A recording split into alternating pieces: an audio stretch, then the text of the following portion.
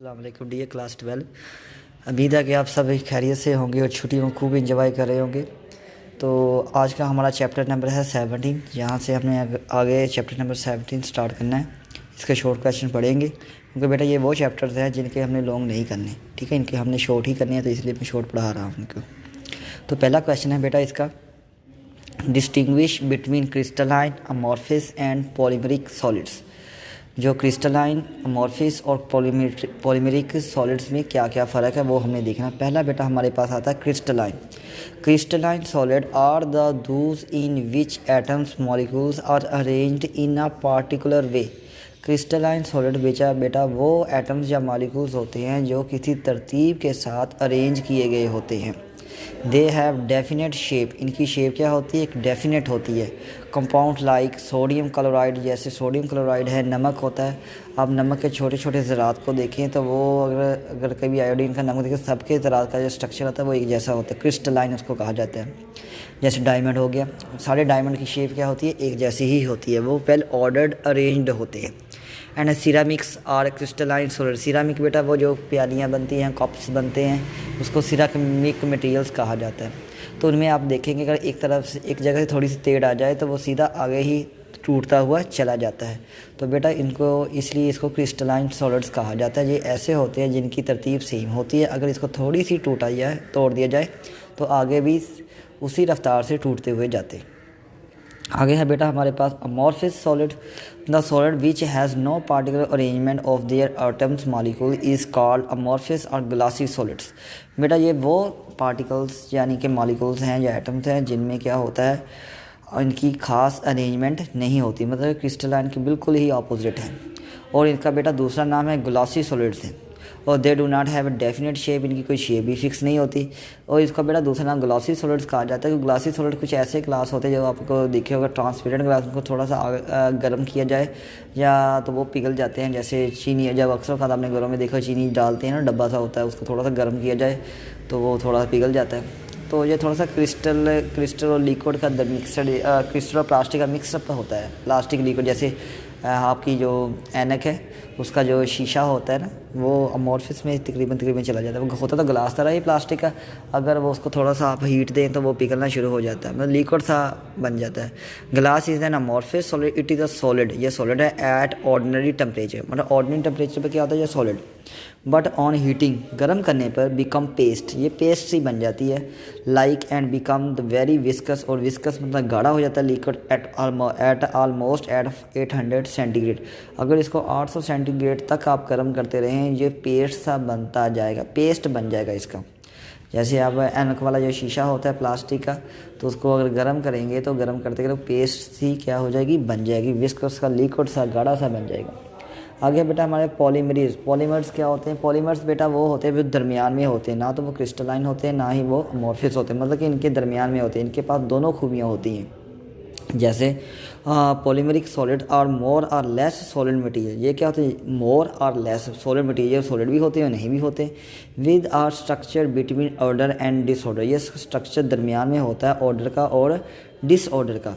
They do not have definite shapes, इनकी shape definite नहीं होती। आगे बेटा हमारे पास है क्यों, अब मैं इसको थोड़ा सा एक्सप्लेन और करता हूँ, क्योंकि बेटा अगर इसको आप माइक्रोस्कोपिक लेवल पर देखें तो ये अंदर से क्रिस्टलाइन ही नज़र आते हैं, क्योंकि छोटे छोटे पार्टिकल्स एकदम तरतीब के साथ होते हैं। मगर जैसे ही ये हम इसको मैक्रोस्कोपिक लेवल पर देखें, बड़े लेवल पर देखें तो हमें भी तरतीब नज़र आते हैं। माइक्रोस्कोप छोटा करके माइक्रोस्कोप से देखें तो वो तरतीब नज़र आती है, बड़ा से ऊपर से मैक्रोस्कोप के लेवल से देखेंगे तो ये हमें पार्टिकल, इनके अंदर कोई भी तरतीब नज़र नहीं आती, इसलिए ये पॉलीमर्स कहलाते हैं। नेचुरल रबर, जो हमारे पास रबर होती है, which is the pure state, ये प्योर स्टेट होती है, कंपोज्ड ऑफ हाइड्रोकार्बन्स, कहते जो हाइड्रोकार्बन से बनी होती है, मतलब कि इसमें हाइड्रोजन और कार्बन होते हैं। पॉलीथीन बेटा जो शापर डालते हैं आप पैकिंग के लिए यूज़ करते हैं। पॉलीस्टाइरीन, ये पॉलीस्टाइरीन जो बेटा वो होती है हमारे पास, जो एक वाइट कलर का जो हमारे पास एनवलॉप होता है यानी कि शापर होता है जिसमें आप चीज़ें लेके आते हैं, वाइट ट्रांसपेरेंट जो होता है। एंड नायलॉन का धागा, आपने सुना हो धागे होते हैं नायलॉन के। Are example of synthetic polymer, ये सिंथेटिक फाइबर्स होते हैं, ये नायलॉन, ये सिंथेटिक पॉलीमर्स हैं। तो बेटा ये पॉलीमर्स क्या होते हैं, ऐसे होते हैं जो ना तो क्रिस्टलाइन होते हैं ना ही ये अमॉर्फस होते हैं, बल्कि इनके दरमियान में होते हैं। ठीक है बेटा, हमारे पास है next question, define stress and strain. Stress और स्ट्रेन क्या होता है, what are their SI unit, उनके एसआई यूनिट्स क्या होते हैं। डिफरेंशिएट, हमने डिफरेंस बताना है between tensile, compressive and shear modes, और शेयर मोड के और स्ट्रेस एंड स्ट्रेन, इन सब के दरमियान क्या आपको बताना है, फ़र्क को वाज़े करना है और इनकी डेफिनेशन लिखनी है। पहला बेटा हमारे पास है स्ट्रेस। तो अच्छा बेटा, हमारे पास है इसमें स्ट्रेस क्या होता है। स्ट्रेस तो वैसे आपको पता है क्या होता है। स्ट्रेस कहते नहीं, लफ्ज़ सुना होगा यार मुझे बहुत स्ट्रेस है, तो इसको दबाव को कहा जाता है, प्रेशर पड़ने को। It is defined as the force applied on unit area, मतलब एक यूनिट एरिया पर जो फोर्स लगती है to produce any change in the shape, मतलब किसी बॉडी पर आप फोर्स लगाएं, उसकी शेप चेंज हो जाए, वॉल्यूम चेंज हो जाए और लेंथ चेंज हो जाए ऑफ अ बॉडी की। मतलब कि जैसे शेप चेंज कैसे करना, आप एक कागज़ लें, कागज़ को हाथ में पकड़ें और उसको ना आप दो लगाएं हाथ से, तो आप जैसे फोर्स लगाएंगे उसकी शेप चेंज हो जाएगी। या फिर बॉल देख लें, जो बॉल है या कोई ऐसी चीज़ हाथ में पकड़े, आटे का पेड़ा पकड़ें, हाथ में पकड़ने के बाद उसको थोड़ा फोर्स लगाएंगे, उसकी शेप बदल जाएगी। तो बेटा जो वॉल्यूम, उसका वॉल्यूम ही बदल जाता है। और उसकी लेंथ, जैसे एक रबड़ है उसको पकड़ें और खींच दें, प्रेशर लगाएं, तो वो क्या होता है, उसकी रबड़ की लेंथ है बहुत ज़्यादा हो जाती है। मतलब कि फोर्स लगाने से अगर उसकी शेप, वॉल्यूम या लेंथ में फ़र्क आता है बेटा, वो क्या कहलाता है, स्ट्रेस कहते हैं, जैसे दबाव कहते हैं हमारे पास मैथमेटिकली बेटा। If F is the force applied on area, F क्या है, वो फोर्स है जो एरिया पर अप्लाई की गई है। Then stress can be expressed as, उसको ज़ाहिर किया जा सकता है फोर्स ओवर एरिया, वही प्रेशर वाला यूनिट है इसका। The SI unit of stress is newton per metre square, क्योंकि ऊपर फोर्स का यूनिट क्या होता है बेटा, न्यूटन, और नीचे एरिया क्या होता है, मीटर स्क्वायर। जब ये ऊपर जाएगा तो माइनस हो जाएगा, तो इसलिए न्यूटन पर मीटर स्क्वायर। और बेटा ये, और इसको पास्कल भी कहते हैं, मगर वो प्रेशर के लफ्ज़ यूज़ किया जाता है, मगर कन्फ्यूज़न के लिए मैंने पहले बता दिया कि इसको पास्कल भी कहते हैं, मगर वो प्रेशर के लिए कहेंगे, इसके लिए नहीं कहेंगे।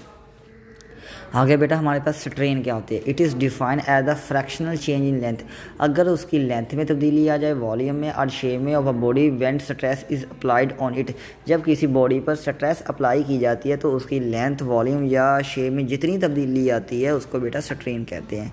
Strain is the dimensionless quantity, ये क्या होती है, डायमेंशनलेस क्वांटिटी होती है। इसको आप फ़र्ज़ कर सकते हैं, जैसे एक लेंथ थी आपके पास, रबड़ थी 2 मीटर की थी, जब आपने उस पर क्या लगाई, फोर्स लगाई, वो 4 मीटर की होगी।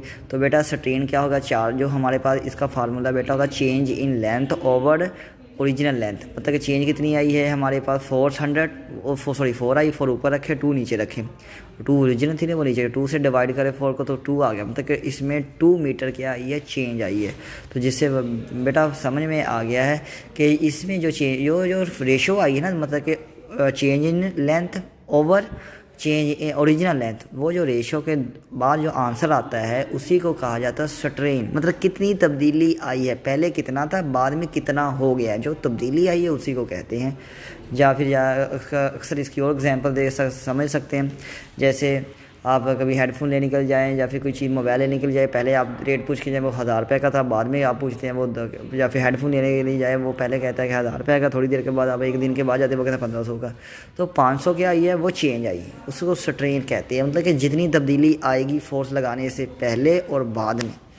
अच्छा जी बेटा, हमारे पास इसकी भी फिर ब्रांचेज हैं। पहली है हमारे पास टेंसाइल स्ट्रेस। अच्छा, स्ट्रेस क्या होता है, when a stress change in length it is called tensile stress, मतलब कि अगर उसकी लेंथ में तब्दीली आ जाए किसी भी बॉडी की, जैसे रबड़ है उसको पकड़ के खींचें तो वो क्या कहलाएगी, टेंसाइल स्ट्रेस। आगे बेटा हमारे पास इसी तरह नीचे आ जाए, और हमारे पास इसी तरह नीचे आ जाए कंप्रेसिव स्ट्रेस। क्या होता है, the stress which causes the change in volume, अगर वो किसी बॉडी के वॉल्यूम में तब्दीली लेके आता है इस कॉल्ड कंप्रेसिव स्ट्रेस, उसको कंप्रेसिव स्ट्रेस कहेंगे। आगे है हमारे पास शेयर स्ट्रेस। शेयर स्ट्रेस क्या होता है, द स्ट्रेस टेंडिंग, जो मूव करती है, टेंडिंग वजह बनती है to produce an angular deformation, angle में तब्दीली आ जाए और change in the shape is called shear stress. जैसे मिसाल के आपके पास एक कॉटन है, मतलब एक कार्टून है, मतलब कि एक डब्बा है गत्ते का, उसको थोड़ी सी फोर्स लगा वो थोड़ा टेढ़ा हो जाए, मतलब उसका एंगल चेंज हो जाए, तो बेटा वो क्या कहलाती है, शेयर स्ट्रेस कहलाएगी। मतलब पहले वो स्क्वायर शेप का थोड़ी फोल्ड लगाए, वो थोड़ा सा पैरेललोग्राम सा जैसा हो जाए, तो इसको हम क्या कहेंगे, शेयर स्ट्रेस कहेंगे। आगे बेटा हमारे पास इसी तरह के जैसे टेंसाइल स्ट्रेस था, इसी तरह टेंसाइल स्ट्रेन भी है। It is defined as the fractional change in length on applying stress, मतलब स्ट्रेस लगाने से, फोर्स लगाने से उसकी लेंथ में कितनी तब्दीली आई है, तो उसको टेंसाइल स्ट्रेन कहते हैं। कंप्रेसिव स्ट्रेन क्या होगा? This is the strain produce as a result of compressive stress, मतलब कि स्ट्रेस लगाने की वजह से उसकी जो हमारे पास कंप्रेसिंग उसके वॉल्यूम में कितनी तब्दीली आई है वो हमने चेक करना है। मतलब कि पहले वॉल्यूम कितना था 5 मीटर क्यूब, फिर बाद में क्या हो गया 10 हो गया, तो 5 या फिर 7 हो गया, फिर उसमें 2 मीटर क्यूब का क्या है तब्दीली आई है। आ गया शेयर स्ट्रेन। शेयर स्ट्रेन क्या होता है? This is the strain caused वजह बनती है बाय एंगुलर डिफॉर्मेशन, मतलब कि एंगल में कितनी तब्दीली आई है उसको हमने एक्सप्लेन करना होता है। It is equal to the angular displacement produce, जैसे फ़र्क ले वो पहले तो 10 एंगल पर था, फिर बाद में कितना हो गया वो 10 एंगल पर था, फिर बाद में 12 एंगल पर चला गया, तो कितना तब्दीली है? पहले 10 था, फिर बाद में 12 हो गया, तो 2 एंगल में उसका फ़र्क आया है। वो एंगल में जो जितनी भी तब्दीली आएगी उसको क्या कहेंगे? Shear strain. क्लियर हो गया बेटा? बेटा एक और बात याद रखने वाली है, जो स्ट्रेन होता है उसका कोई यूनिट नहीं होता। क्यों नहीं होता बेटा? क्योंकि जो स्ट्रेन होती है वो change in length over change in length over original length होती है, क्योंकि ऊपर वाली भी क्या होती है लेंथ, और नीचे वाली भी लेंथ होती है। ऊपर वाले का यूनिट क्या होगा? मीटर। नीचे वाले का भी यूनिट क्या होता है? मीटर। मीटर से मीटर कट जाएगा, इसलिए उसका कोई यूनिट नहीं रहेगा, इसलिए स्ट्रेन का कोई यूनिट नहीं होता, यानी कि रेशियो का कोई यूनिट नहीं होता। चलिए बेटा अब हम अगला क्वेश्चन स्टार्ट करते हैं। Define modulus of elasticity.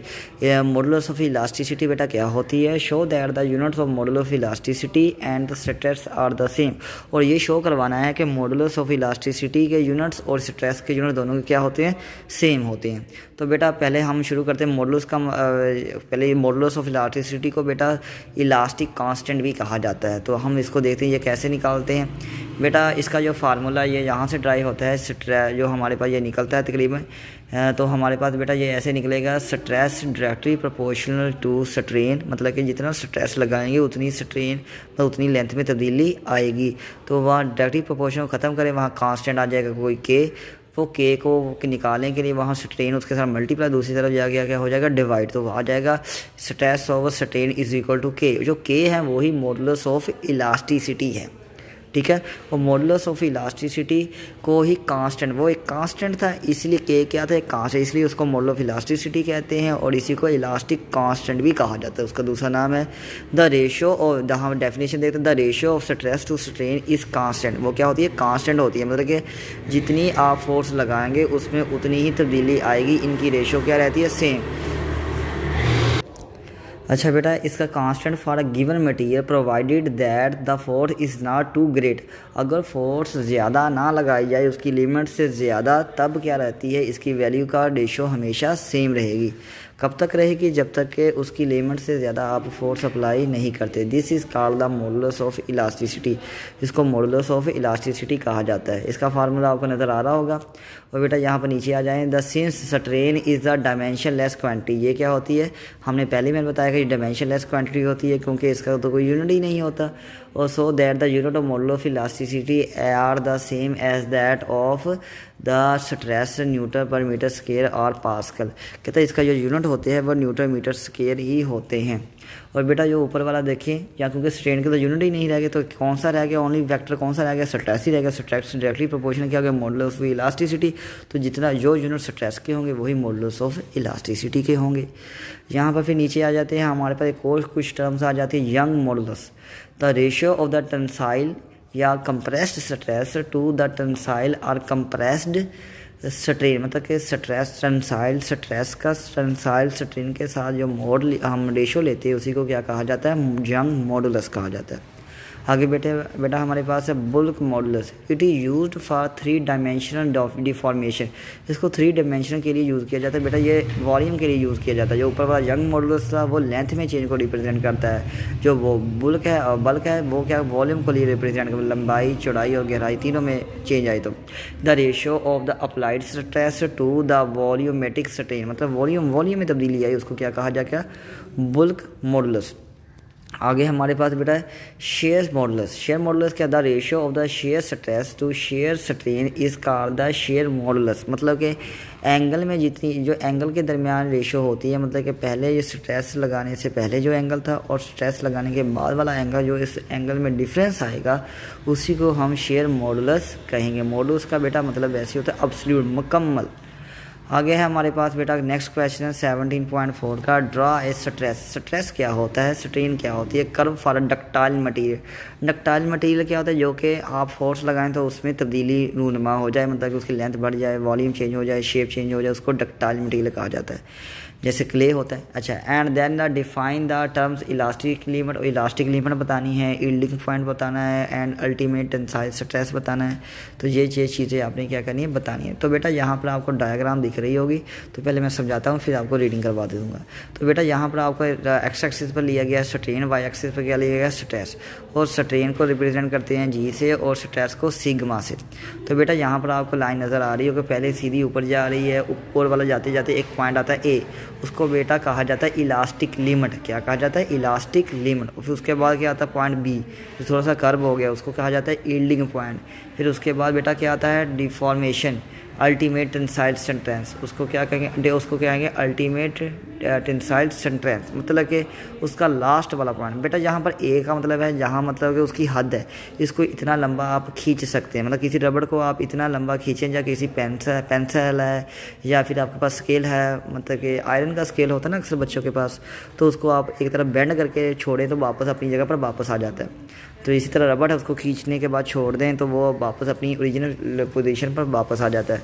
तो बेटा ए पॉइंट वो रिप्रेजेंट करता है कि जितनी आप उतनी ताकत के उसको इलास्टिक लिमिट उसको कहते हैं कि आप उसको फोर्स लगाते हैं, फोर्स लगाने के बाद वो वापस अपनी पोजीशन में वापस आ जाए तो उसको क्या कहेंगे इलास्टिक लिमिट। अगर आप इलास्टिक लिमिट से ऊपर ज़्यादा फोर्स लगाएंगे उसको यील्डिंग पॉइंट कहेंगे। यील्डिंग पॉइंट में वो पॉइंट होता है जहाँ पर अगर आप इतनी फोर्स लगाएंगे तो वहाँ पर वो चीज़ वापस नहीं आती बल्कि अपनी नई शक्ल अडॉप्ट कर लेती है। और बेटा उसके बाद क्या होता है हमारे पास अल्टीमेट टेंसाइल स्ट्रेस, मतलब ये वो पॉइंट है जहाँ से वो चीज़ टूटने शुरू होने लगी, मतलब कि वहाँ आखिरी पॉइंट, अगर उससे थोड़ी सी भी आपने फोर्स ज़्यादा लगाई तो वो चीज़ टूट जाएगी। तो जहाँ से हमने क्या देखा है ए तक क्या वापस आ जाएगी, बी तक क्या होगा वो वापस नहीं आएगी, सी तक वो टूटने की कगार पर है, और इससे थोड़ी सी आगे बढ़ाएं तो वो टूट कर ही अलग हो जाएगी। तो ये हमारे पास उसकी क्या है कंडीशंस हैं। तो हमारे पास इसका रेटिंग देते the curve is drawn between the stress and strain for the ductile material who below दिखाई गई है। कहते हैं elastic limit it is define as the greatest stress, वो सबसे ज़्यादा स्ट्रेस है that a material can endure, जो कि वो बर्दाश्त कर सकता है without any permanent change in shape और डायमेंशन, मतलब कि वो जितना कि ज़्यादा स्ट्रेस बर्दाश्त कर सकता है उसकी क्या कहलाती है लिमिट कहलाती है। जैसे अक्सर लोग कहते हैं या तो मेरी लिमिट है, आखिरी लिमिट पर जा रहा हूँ मैं, मतलब कि मेरी लिमिट हो गई है, मेरी आखिरी हद है, तो गुस्से की आखिरी लिमिट क्रॉस कर गए हो, मुझे लिमिट क्रॉस करते वो फिर नई चीज़ में चले जाते। उसकी लिमिट जब क्रॉस करेंगे इलास्टिक लिमिट तब आ जाती है yielding point, the point on the strain curve beyond which if stress is further increase then permanent deformation take place in the given specimen, मतलब वो चीज़ में क्या होता है परमानेंट चेंज आ जाती है, वो वापस नहीं आने वाली। This is called the yielding point. आगे अल्टीमेट टेंसाइल स्ट्रेंथ, अल्टीमेट मतलब कि अल्टीमेट टेंसाइल स्ट्रेंथ होता है, उसमें क्या होता है it is define as the maximum stress, वो सबसे ज़्यादा स्ट्रेस है that material can withstand, जो को बर्दाश्त कर सकता है। It is regarded as the normal strength, वो उसकी नॉर्मल स्ट्रेंथ होती है ऑफ द मटीरियल, अगर उससे थोड़ी सी ज़्यादा लगाएंगे वो चीज़ टूट जाएगी। आगे बेटा हमारे पास है 17.5 का question, what is mean by strain energy. Strain energy क्या होती है, how it can be determined from the force extension graph, उसको फोर्स एक्सटेंशन ग्राफ में कैसे रिप्रेजेंट करेंगे। तो बेटा हमारे पास क्या है एक दिखाया गया है ग्राफ, इसमें एक्स एक्सिस पर क्या ली गई है चेंज इन लेंथ की गई है और वाई एक्सिस पर क्या ली गया है फोर्स लगाई गई है।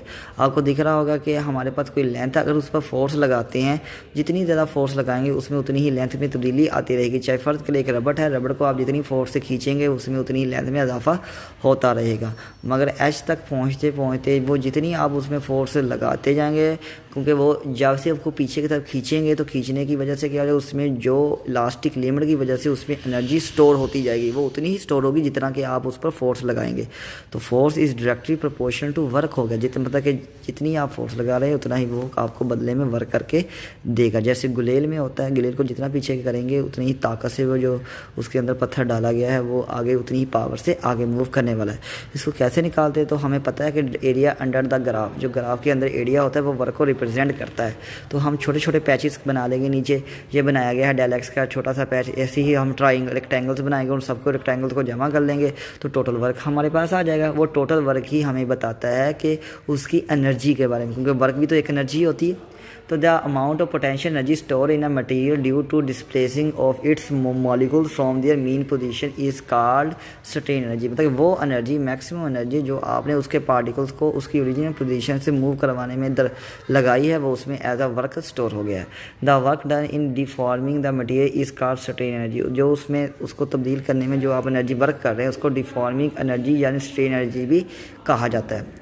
अच्छा, आगे है the work done by the force. वो फोर्स ड्यूरिंग द एक्सटेंशन, वो लेंथ को बढ़ाने में can be calculated by simply dividing the total extension into large number of small extension each of same length and assuming that the force remain constant during each small length and calculating the work through each extension. उसने क्या कहा, सारे work को क्या करें, छोटे छोटे rectangles में बदल लें और उन सबको रेक्टेंगल्स का लेंथ क्या होनी चाहिए, सेम। मतलब कि वो एक रेक्टेंगल में फोर्स सेम रही, ऐसा ना हो एक रेक्टेंगल में ही फोर्स ज़्यादा कम हो रही है। मतलब एक जब तक फर्ज करें 5 न्यूटन फोर्स है तब के लिए एक रेक्टेंगल बना, जैसी फोर्स 10 न्यूटन हो जाए उसके लिए अलग रेक्टेंगल बना दें, जैसी 11 हो जाए या फिर 16 हो जाए तो उसके लिए अलग रेक्टेंगल बनाएं। तो एक फोर्स के लिए क्या एक रेक्टेंगल ही बनाएं, ठीक है। तो यहाँ पर फिर सारी रेक्टेंगल को क्या करें, जमा कर दे तो हमारे पास टोटल वर्क आ जाएगा। The total work will be the sum of the all the extension. यहाँ बेटा उसने एक्सटेंशन यूज़ किया, एक्सटेंशन का मतलब रेक्टेंगल ही समझ लें।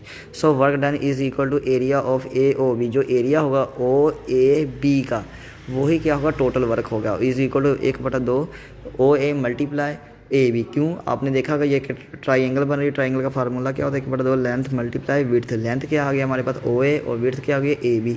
तो इन दोनों की वैल्यूज़ को पुट करें तो हमारे पास क्या आ गया, ए ओ ए बराबर है एल आई के बराबर, L1 के बराबर, और लेंथ 1, और ए बी किसके बराबर है F1 को। तो दोनों का फार्मूला जो हमारे पास वर्क आ गया।